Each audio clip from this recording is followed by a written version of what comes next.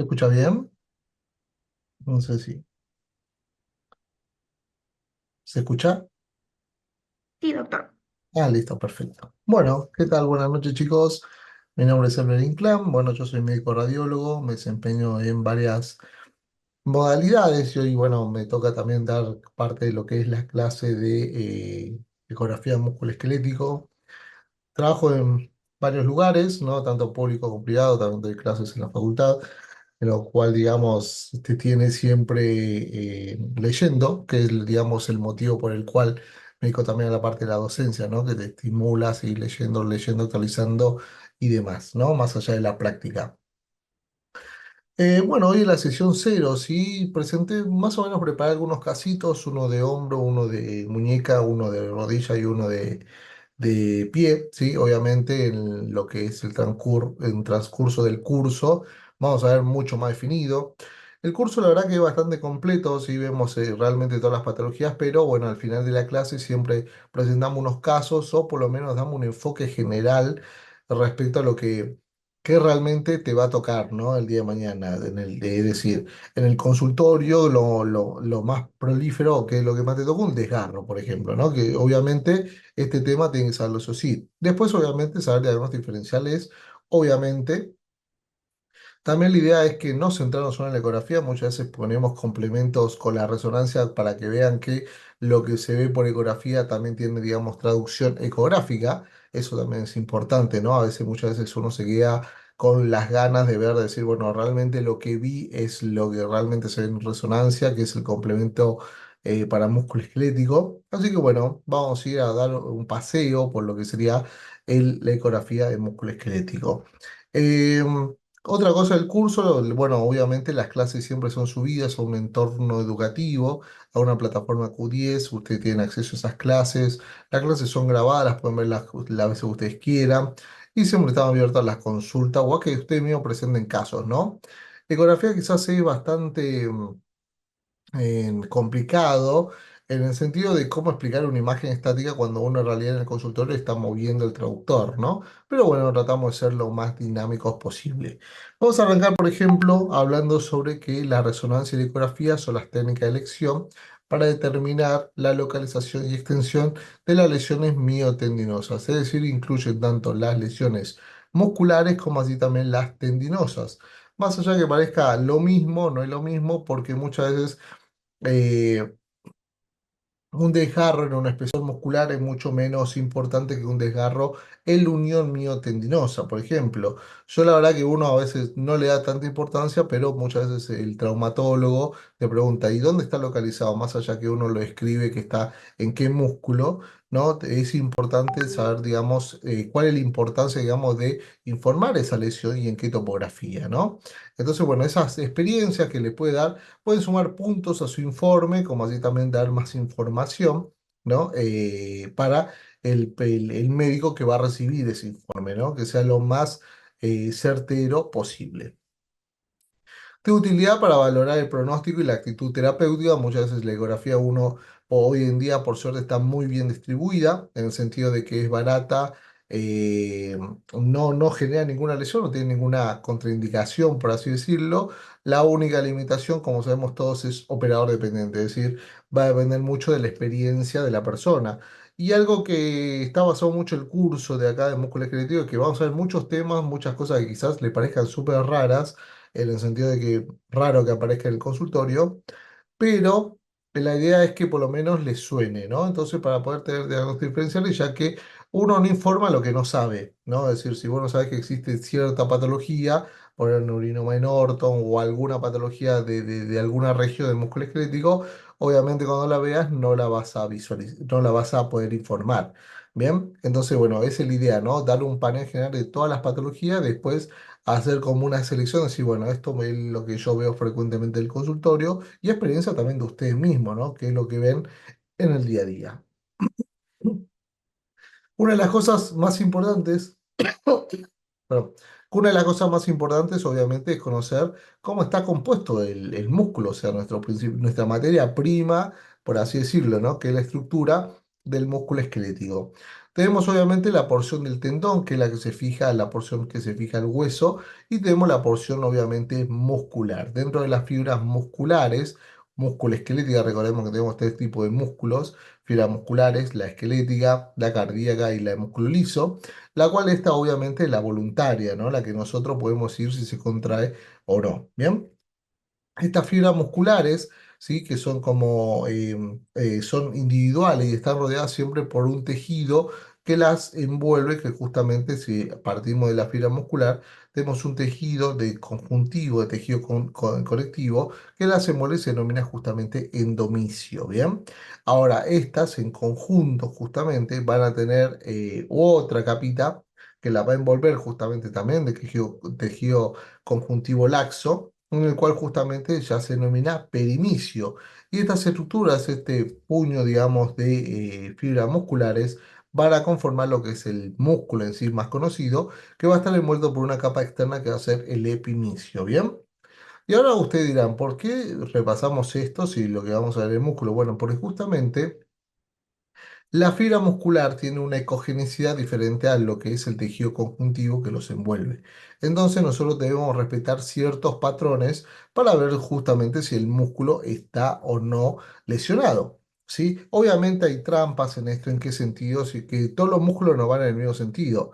Bien, por ejemplo, si vamos al hueco poplito ya de por sí tenemos dos músculos que se abren hacia los laterales y dos los gemelares que también se abren hacia los laterales. Entonces, si uno no sigue correctamente los lineamientos y se pone muy estricto, obviamente en algún sector le va a aparecer lo que se llama los pitfall, ¿no? Que son justamente los errores ecográficos, ¿bien? Que uno puede informar una lesión cuando no está presente. Bien, entonces, obviamente la ecografía es la primera prueba a realizar siempre, ¿sí? A lo que ante cualquier tipo de lesión musculoesquelética, sospecha una tendinosis, rotura ligamentaria, rotura muscular o demás, siempre la ecografía para ver, por lo menos si se puede llegar a ver algo líquido, siempre lo agudo, ¿no? Muchas veces, a veces uno se confía, ¿no? Porque mandan a veces, ¿cuándo te agarraste? ¿Cuándo sentiste el puntazo, digamos, en el músculo? Y resulta que dice, no, hace un mes. Bueno, es como que, y te duele, ya no me duele. Bueno, entonces es como medio también conocer un poco lo que es la información, sacar información en la entrevista con el paciente, ¿no? Es decir, bueno, es obvio que acá o encuentro algo secular o que realmente se rompió todo y sigue roto, ¿no? O que simplemente ya se curó. Tiene cuatro funciones principales para definir el tipo de lesión y orientar justamente el tratamiento. Es confirmar la existencia real de la lesión musculotendinosa, es decir, le duele ahí, ¿por qué le duele, no? Y si es posible, vemos la rotura, el desgarro o si hay líquido por lo menos indicando inflamación. Precisar su ubicación, porque muchas veces, esto igual el paciente, si hay una técnica, digamos, que yo utilizo, que seguramente ustedes también lo deben utilizar, que es cuando te dicen que le duele, por ejemplo, todo el cuádriceps, ¿no? Y el dolor se extiende a la rodilla. Entonces, una de las cosas que le pregunto es, bueno, marcame con un dedo, ¿sí? ¿Dónde fue el pinchazo? ¿Bien?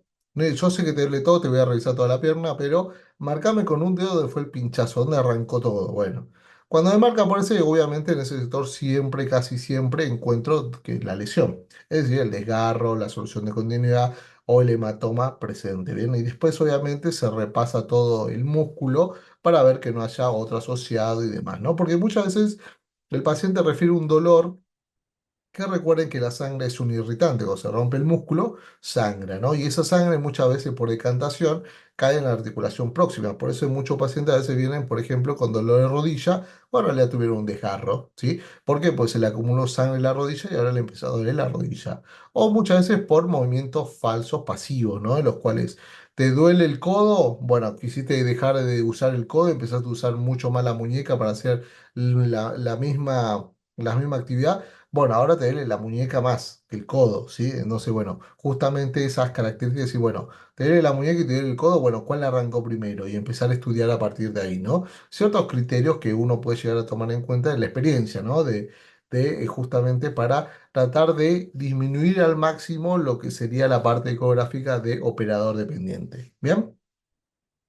Determina la gravedad de la lesión, obviamente no es lo mismo un pequeño desgarro intramuscular que uno miotendinoso que se corte el músculo entero.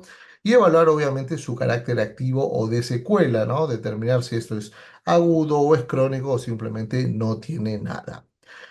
El protocolo de estudio, nosotros vamos a empezar a estudiar desde cómo es un ecógrafo, las contraindicaciones, qué traductor se debe utilizar, cómo se debe setear el ecógrafo, hasta obviamente todas las patologías que puedan ser posibles a nivel muscular, que muchas veces a veces se vuelve medio repetitivo porque obviamente las tendinosis, más allá que sea la localización diferente, son dentro de todo bastante parecidas, ¿no? Entonces, por ejemplo, utilizar traductores de alto megahertz, explicamos obviamente por qué, ¿no? Porque obviamente entre más megahertz, mayor calidad de imagen y a la vez tenemos menor profundidad. Y como a nosotros nos interesa ver solamente músculo, piel y TCS, la verdad no queremos ver intraabdominal, por ejemplo, entonces utilizamos algo con muchos megahertz, ¿no? Obtener la imagen de pantallas divididas, si es posible, imagen extendida. Obviamente esto varía con respecto al ecógrafo que usted utilice. Hoy en día los ecógrafos permiten lo que es la foto panorámica, ¿no? Es decir, se sitúan en un lugar, empiezan a recorrer el músculo y hacen todo el músculo a lo largo, perfecto. Y hay otras técnicas que, bueno, uno pone tú a la pantalla, se ubica en un sector, busca ciertas referencias, corre el traductor más o menos al otro lado y con eso puede medir, estimar, digamos, la distancia de alguna lesión o medir algo que justamente se vaya más allá del límite del traductor, ¿no? La evaluación Doppler color, obviamente, cuándo setearlo, cuándo utilizarlo, cuándo no. Sí, obviamente los procesos inflamatorios siempre va a estar aumentado por la hiperemia, la hipervascularización y en otros procesos, obviamente, no. Realizar siempre estudio comparativo y en forma dinámica. Esta es una recomendación, obviamente, para los que están iniciando la ecografía, que siempre aprovechen que tenemos dos hombros, ¿no? Es decir, tener el hombro derecho, bueno, revisamos el izquierdo también. Y comparamos, no tiene nada de malo, no, no hay ningún problema, no quedan como que no saben, simplemente de buena práctica, yo lo considero buena práctica. Entonces se pone la pantalla en dual, el tendón supraespinoso de un lado, el tendón supraespinoso del otro lado. Y vemos si realmente está heterogéneo, si está aumento de tamaño, si está desgarrado o si tiene líquido peritendinoso. ¿Sí? Si tiene alguna esa característica para ver realmente, poner el informe después si tiene una tendinosis o no. Guarda con esto. No todas las patologías tendinosas, ¿sí? Que tienen representación clínica tienen representación ecográfica, ¿sí? Es decir, muchas veces pasa que vos en la ecografía ves un supraespinoso normal, le hace la resonancia, es normal, y ahora sí la paciente tiene dolor y tiene referencia al manguito rotador. Entonces, bueno, no se enceguecen, digamos, con la clínica, ¿no? Me duele, doctor, me duele, bueno, pero tenemos que ser reales o responsables con lo que nosotros estamos viendo. Si hoy me pasó, un paciente venía rengueando prácticamente y la verdad que no le vi desgarro, no le vi tendinosis, no le vi líquido, no le vi coágulo, le revisé toda la pierna, le revisé hasta el psoas y la verdad que no se veía nada. Y pasa eso, que después se hace la resonancia y resulta que en realidad es una sobrecarga, es decir, no, va a tener un poquito de edema y nada más, cosa que puede pasar justamente es el complemento de la resonancia. Nada más, pero seguramente no tenga ninguna lesión. Bien, entonces guarda con eso también, ¿no? Hay algunos pacientes que vienen caminando normal y de repente tienen un desgarro de 5 centímetros y hay otro paciente que viene rengueando en silla de ruedas y resulta que uno no le encuentra nada, ¿no?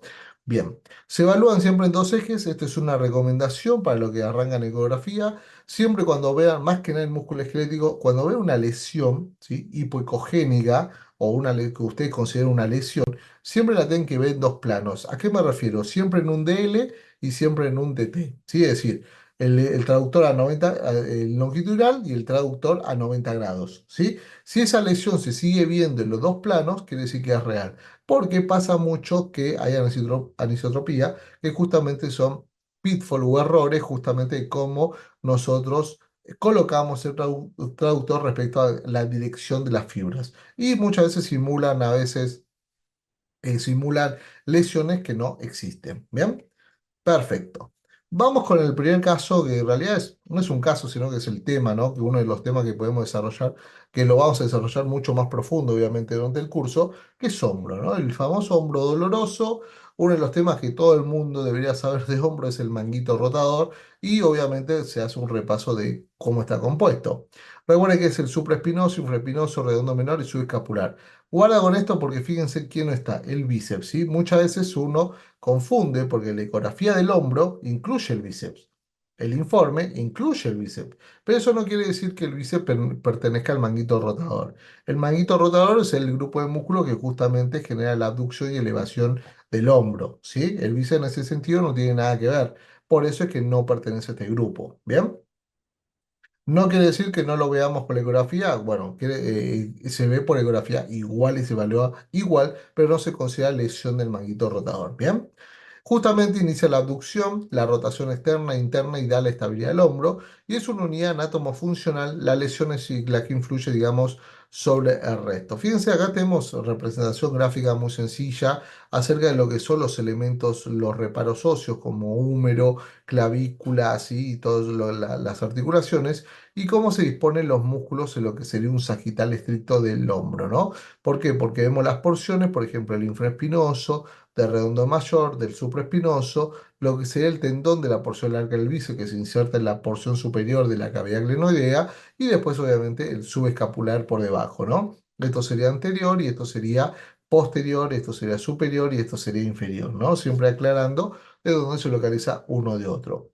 ¿Cómo se estudia el hombro? Bueno, se estudia de mil maneras, radiografía, tomo, rezo, lo que ustedes quieran. Obviamente, cuando hablamos de lesión, posible lesión funcional del hombro, la ecografía es lo mejor. No, no sé si lo mejor, pero sí lo más fácil, ¿no? Lo más rápido y lo más instantáneo. Después, obviamente, si la sospecha es que no sea algo muscular tendinoso, para ver algo intramuscular tipo el labrum, la cavidad glenoidea y demás, obviamente la resonancia es el segundo paso más importante. ¿Bien? Por ecografía, la principal indicación es la evaluación obviamente del manguito rotador y vamos a ver tanto las desventajas como desventajas. La ventaja que tiene siempre es un estudio dinámico, es decir, al paciente le hacemos mover el hombro como nosotros queramos. Obviamente hay técnicas que nosotros le vamos a marcar cómo ponerlo, ¿no? A qué relajación, a que se vaya para atrás, que rote y demás, obviamente un estudio activo, ¿no? El sitio de dolor referido también nos indica, o sea, nos pueden marcar acá me duele, doctor, o en este movimiento me duele, y ya con eso sospechamos que el músculo puede estar lesionado. Tenemos la posibilidad de una evaluación comparativa, es decir, verlo compararlo, mejor dicho, contra el otro hombro. Maniobra semiológica ecográfica, el movimiento ecográfico activo. Puede ser es un estudio rápido, la verdad que no dura mucho, ¿sí? No es invasivo y es obviamente bajo costo. Y sí, y puede servir a veces cuando tenemos líquido de más como guía de procedimiento intervencionista. O por ejemplo, drenaje de alguna bursa o por cuando uno sospecha una AR, ¿no? Una artritis reumatoidea. Bien. ¿Cuáles son las desventajas? Vuelvo a decir lo mismo, operador dependiente, que va a depender de la experiencia de cada uno y después obviamente de las estructuras profundas. ¿Bien? Perfecto, sí, no hay problema. Protocolo de estudio del hombro por ecografía, ¿sí? 5 pasos: ver siempre bíceps, subescapular, supraespinoso, articulación acromioclavicular, infraespinoso, redondo menor y labrum posterior. Fíjense, todo lo que vemos del hombro por ecografía, ¿no? Pero obviamente no basamos siempre en lo que sería perfecto, sí, no hay ningún problema. Eh, Siempre obviamente basándonos más después, digamos, en lo que lleva el curso, vamos a ver cuál es el que más se lesiona, o si vemos líquido en cierto lugar, qué músculo tenemos que ver, o por ejemplo, nada, lesiones de bíceps o escapular, sobreespinoso, ejemplo de todos ellos. Porque no es lo mismo una tendinosis que un desgarro parcial que un desgarro total, ¿no? Obviamente lo que va a hacer. Este es el ejemplo más clásico de una tendinosis, que va a ser, por ejemplo, un proceso degenerativo inflamatorio con un tendón engrosado al comparar con el contralateral, heterogéneo con zona hipoecoica, vascularización en el estudio Doppler. Es decir, le vamos a poner valores y vamos a poner esto es derecho y esto es izquierdo, ¿no? Y resulta que los dos estamos a nivel de lo que sería el tendón del supraespinoso. Este sería el tendón, esto es reborde óseo, les explicamos las ecogenicidades porque esto tiene una posterior, cómo sé que este es el supraespinoso y demás, y este sería el supraespinoso del contralateral, ¿no? Que fíjense que obviamente ya a simple vista se ve más grande que este, más ancho, más agrandado en tamaño, predominantemente hipoecogénico, ¿sí? Con respecto a este, con áreas ecogénicas y con áreas también mucho más negras, que son estas hipoecogenicidades que pueden indicar desgarros internos y demás, ¿bien? ¿Por qué? Porque todo el edema que tiene el tendón, por este aumento de tamaño, como rosa, como se inserta también, y diferenciar justamente los errores de pitfall de anisotropía, que podemos verlo por esta región y cómo evitarlos, ¿no? Que sería lo ideal. ¿Bien?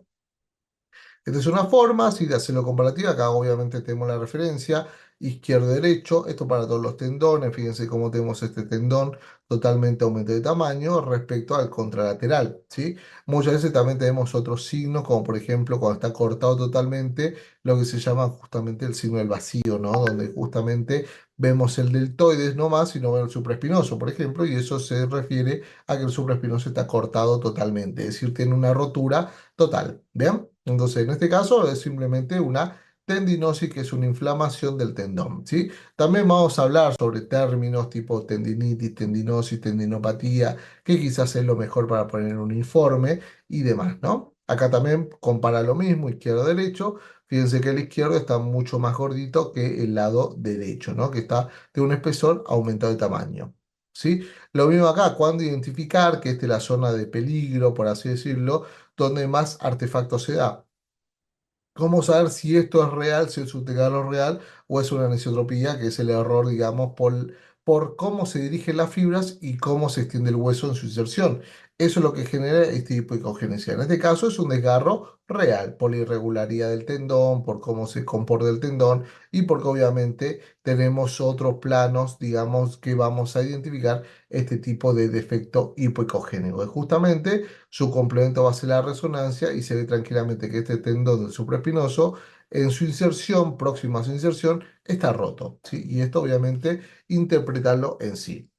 Lo mismo vamos a hacer en muñecas, ¿sí? Que justamente vamos a ver de todas las patologías, pero bueno, en este caso traje la tenosinovitis quervain, que es obviamente la inflamación del primer compartimento tendinoso extensor, ¿sí? En el cual obviamente abarca aductor largo y extensor corto del pulgar, que es lo que podemos ver por ecografía, cómo lo podemos diferenciar de agudo y crónico y demás, y diferenciar obviamente lo que es una tendinopatía, una tendinosis a la que está acompañado con líquido, ¿no? En este caso, fíjense los tendones totalmente aumento de tamaño con líquido peritendinoso, que obviamente indican tendinopatía del mismo, ¿no?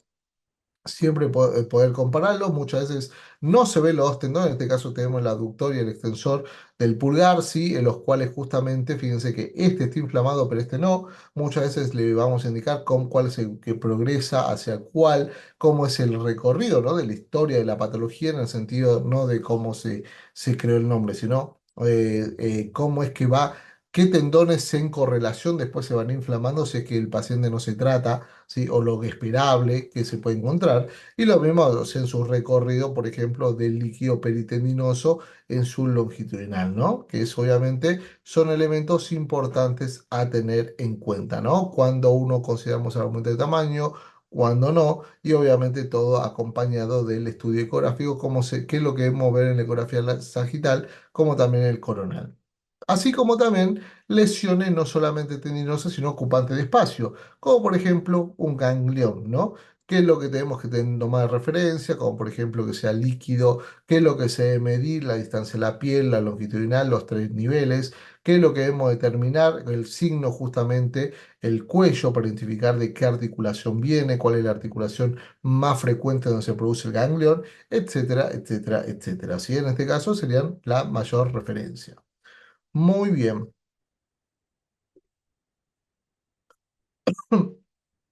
Bueno, nos quedan dos casitos más, simplemente un repaso nada más para que veamos lo que es algo de rodilla. De rodilla elegí, obviamente, una de las patologías más frecuentes que pueden encontrar, que es el famoso quiste de Baker, ¿no? Es una tumoración, muchas veces el paciente viene con un dolor repentino, ¿sí? ¿Por qué? Porque el quiste puede romperse. En realidad la urgencia es esa, ¿no? Que se rompa y que genere compresión ósea, un síndrome compartimental, ¿bien? Es una tumoración voluminosa a nivel del hueco popliteo que genera dolor, incomodidad, esto depende mucho del tamaño. Es el que se considera un quiste sinovial, ¿sí? Es decir, nosotros tenemos sinovial entre el hueso y hueso, en la articulación, y cuando hay algún mal movimiento, una presión aumentada, se hernia eso y bueno, genera un quiste, ¿no? Entre músculos, justamente, la localización más clásica para confirmar que es un quiste de Baker, tenemos que buscar que sale entre el gastrocnemio interno y el tendón del semimembranoso. Por ecografía va a ser una imagen quística homogénea, bien delimitada, Y esto homogénea siempre nosotros aclaramos, ¿no? Que por ejemplo, homogéneo entre comillas, ¿por qué? Porque el quiste puede sangrar, puede complicarse, ¿sí? Entonces puede tener tabiques internos, secos internos y demás, ¿no? Cuando es crónico, ya tiene un engrosamiento parietal y justamente estos tabiques internos que pueden estar presentes. ¿Cuál es la complicación? La hemorragia generando niveles, ecogenicidades diferentes, finos secos internos. La idea es justamente después describirlos, ¿no? Así como también que puedan romperse, que es quizás lo que más podría complicarse.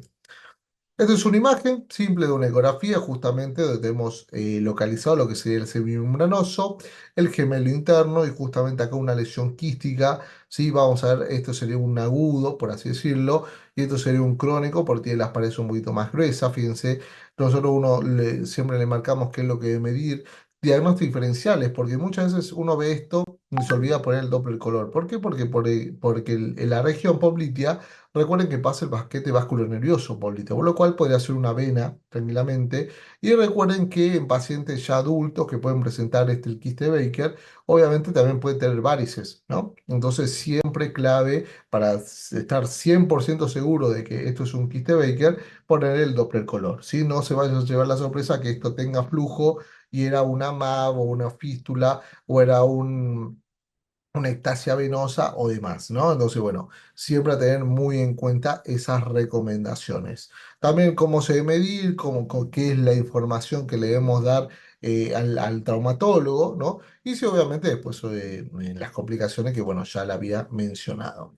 Y ya para terminar un poco el último caso, que sería a pie del recorrido que vamos a ver en todo lo que es la teoría, imagínense de lo que va a ser del hombro, muslo, codo, muñeca, mano y demás. Del pie me pareció una de las patologías que el otro día, bueno, informé por resonancia, en realidad, es la lesión de la fascitis, la fascia plantar, ¿no? En este caso, una fascitis, algún proceso inflamatorio, cómo se debe ver la fascia, cómo debemos encontrarle la anatomía normal, para así después, cuando veamos cuando la veamos de forma patológica, vamos a poder identificarla fácilmente, ¿bien? La otra vez lo que vi fue una perforación, pero bueno, en este caso vamos a hablar de inflamación de la misma, porque se condice que en pacientes, por ejemplo, con sobrepeso, con pie cabos o pronadores, realmente es un dolor agudo, más que nada en la cara medial, por eso estos pacientes a veces como que dan mucha vuelta, porque le piden radiografía con peso, con contrapeso, le piden radiografía para ver si es que justamente tienen proveniencia de la curvatura del pie y puede provocar a veces un atrapamiento del nervio plantar lateral que acentúa justamente el dolor de la zona donde genera muchas veces alteraciones de la hipersensibilidad, ¿no? Obviamente esto si sigue la inflamación de forma crónica, no se trata y demás, puede hasta romperse la fascitis plantar. En este caso yo el que vi por resonancia se perforó porque había pisado un clavo, siendo se veía la solución de continuidad muy fácil que generaba este edema óseo. En este caso es por desgaste, ¿no? Acá, por ejemplo, vamos a tener la referencia del calcáneo, que sabemos que es el hueso, esto por el borde ecogénico de la cortical y la sombra posterior que tenemos hacia posterior, ¿no? Y justamente acá en la porción insercional de la fascitis plantar, sabemos que la fascia no debe medir mucho. Y acá lo que estamos viendo es un aumento del espesor de la misma con la ecogenicidad alterada. ¿Sí? La fascitis plantar en sí, esto obviamente más la clínica y demás del paciente no vas a servir para hacer el diagnóstico simplemente por ecografía. Bien, obviamente la hipoecogenicidad predominante se debe al edema, al proceso inflamatorio. Y esto si se le llama a poner doble color, es muy probable que tenga vascularización. ¿Por qué? Porque está con la hiperemia bien marcada. Fíjense acá hay una comparación, ¿no? Donde se ve el lado de la lesión y el contralateral. Fíjense de sencillo que es, simplemente es colocar un traductor, pantalla dual y la otra región, la misma obviamente, y fíjense cómo se ve una fascia normal, la ecogenicidad que debe tener, que muchas veces se pierde o se camufla, por así decirlo, con los tejidos adyacentes, y qué es lo que pasa cuando está inflamada, ¿no? Que justamente se llena de líquido, por eso se ve más hipoecogénico, porque el líquido se ve anecoico por ecografía, entonces se ve la inflamación, cómo abomba las regiones, y obviamente si le ponemos doble el color, seguramente tenga proceso inflamatorio. Esta es la porción insercional, obviamente la fascitis puede continuar o demás o como veremos, si esto sigue, también vamos a ver quizás hasta soluciones de continuidad, es decir, rotura de la fascitis, ¿no? Es decir, vamos a ver los bordes, líquido y demás, así como cualquier rotura de cualquier parte tendinosa, fascia o muscular, ¿no? También buscar, digamos, signos en esa región y poder tener complemento, si es posible, de la resonancia, mucho mejor para justamente decir, miren, miren, esto es real, o sea, lo que ustedes ven acá es real y se ve en otro método de estudio porque lo confirmamos así, ¿bien? Así que bueno, estos fueron más o menos lo que más o menos preparé, ¿sí? De lo que me parece que de los temas principales, de las regiones principales, ¿sí? De lo que va, por ejemplo, desde hombro, en este caso, bueno, muñeca, bueno, obviamente en codo del tenista, codo del golfista, todas las lesiones, bursitis y demás. Pero bueno, vamos a tener un lindo recorrido por lo que es la ecografía. Son dos clases teóricas. No es mucho, sí, pero se ve bastante, porque justamente tratamos de abarcar todo el temario posible, abarcativo. Y de última, si se vuelve medio, digamos, tedioso, por lo menos la parte teórica va a estar implementada. ¿Sí? Después, cuando vaya a la práctica, van a tener que seleccionar, quizás dependiendo, digamos, obviamente la frecuencia, la epidemiología de cada patología en sí. ¿Bien? Bueno, por mí esto sería más o menos la presentación, lo que vamos a ver, ¿sí? Obviamente estas clases son subidas al entorno, donde ustedes la pueden disponer, pueden descargarla, compartirla, digamos, o sea, hacer ustedes mismos, revisar la que quieran, y obviamente las clases también son grabadas como esta clase, para que puedan, digamos, revisarla, ¿no? Muchas cosas decimos nosotros en la experiencia personal, ¿no? Que quizás le quedó haciendo ruido algo y la pueden rever tranquilamente, ¿bien?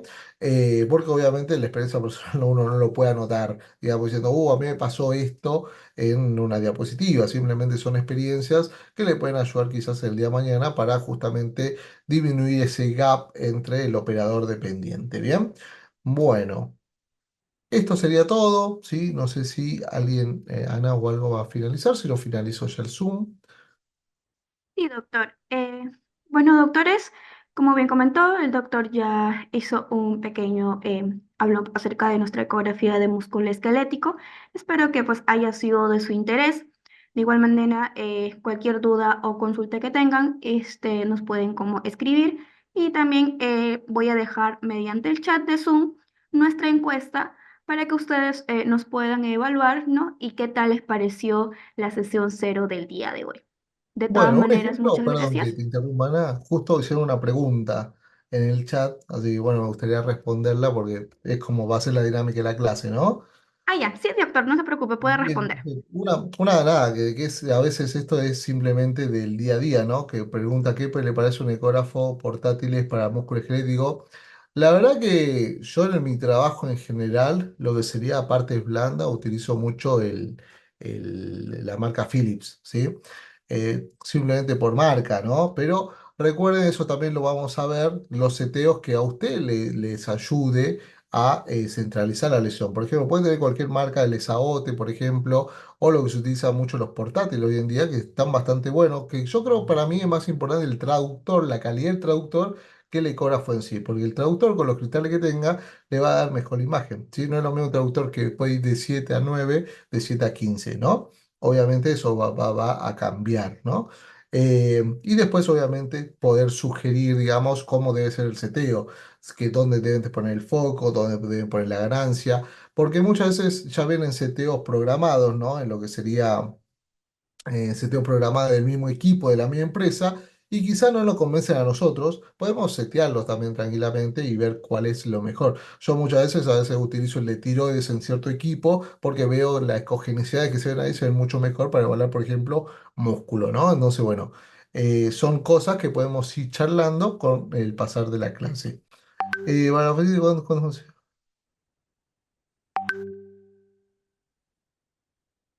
Bueno, para la faceta más de 3 milímetros seguramente ya va a estar agrandada, ¿sí? Aumenta el tamaño. La faceta es muy finita, ¿sí? No debe superar eso.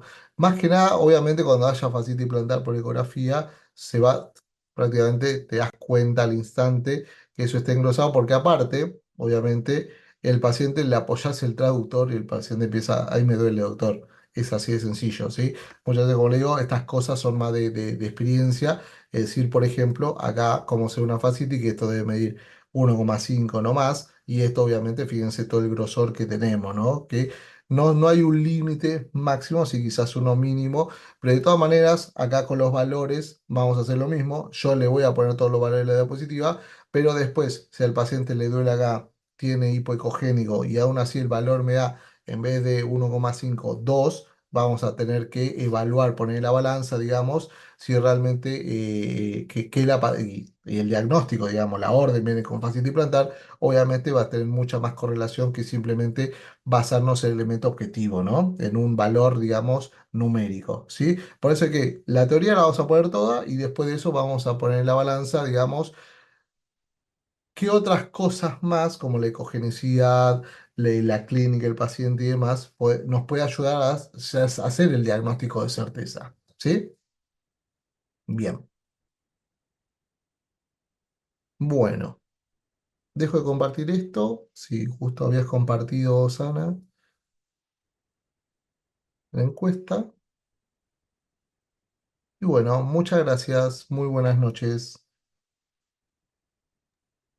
Muy buenas noches, doctores. De igual manera, muchas gracias por su participación.